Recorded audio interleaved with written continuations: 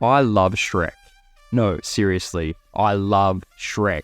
Shrek 2, it's hands down my favourite animated movie of all time. The joy these movies bring me is immeasurable, and I've been waiting for what feels like forever for a new one. So when Shrek 5 was finally announced, I was absolutely ecstatic. Now, I know Shrek 3 was a bit of a letdown, but Shrek Forever After was super solid, and I'm beyond excited to see what new adventures Shrek and friends get up to.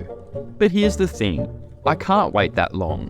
So to get a bit of my Shrek fix, I've come up with all the cool things I'd love to see in Shrek 5. Sit back, relax, and enjoy as I dive into my pitch for the movie.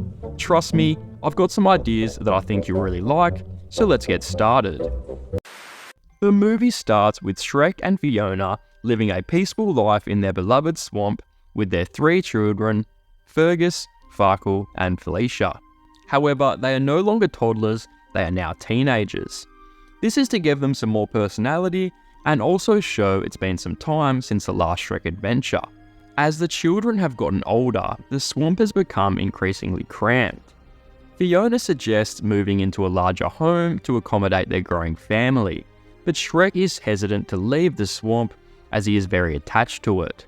This will become Shrek's main arc throughout the movie, learning to let go of his past, but I'll get more into that later. The conflict of the film begins when the children mysteriously fall ill with a rare ogre disease. Shrek quickly notices the symptoms as he suffered from the same thing in his youth. He recalls being cured by magical onions from the glowing grotto, a mysterious and dangerous place where he grew up. Shrek is very wary of this place.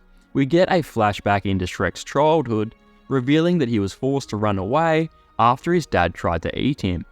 Shrek revealed he hasn't been back since. To cure the illness, they need those magical onions. Despite his painful memories, Shrek knows he must return to the glowing grotto to save his children.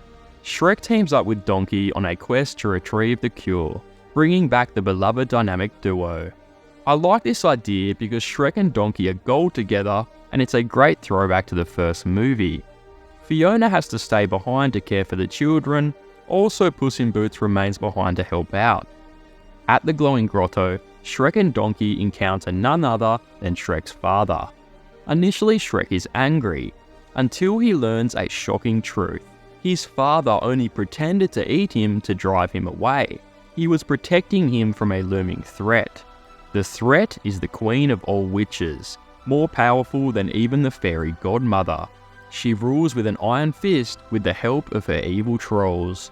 The trolls are much bigger than Shrek, forcing him to use his brains instead of brawn to defeat them. The Queen Witch is also significantly important and connects back to the first Shrek film, as she is the one who cursed Fiona in the first place. I like this idea because it adds another layer of bad blood between Shrek and her, as he knows all the suffering this caused Fiona. The Queen Witch has enslaved most of the creatures in the land, including Shrek's dad. In the climax of the film, Shrek of course defeats the Queen Witch and frees all the enslaved creatures. He returns home with the magical onions and cures his children just in time. Shrek's journey is one of reconciliation and growth. He mends the relationship with his father and learns to accept change. Ultimately, Shrek agrees to move to a larger home, symbolizing a fresh start and personal growth. Shrek's father moves in with the family, and they all live happily ever after in their new, larger home, embracing a new chapter in their lives. So that's my idea for Shrek 5. I know there is plenty of room for improvement and more depth to the story, but that's at least an outline of something I wouldn't mind seeing. Do you like my take on Shrek 5? Please let me know in the comments, and also tell me something you really want to see in the upcoming sequel. I'd love to read your comments. Thanks for watching this video. As always, don't forget to stay critical, and that's the end of the show.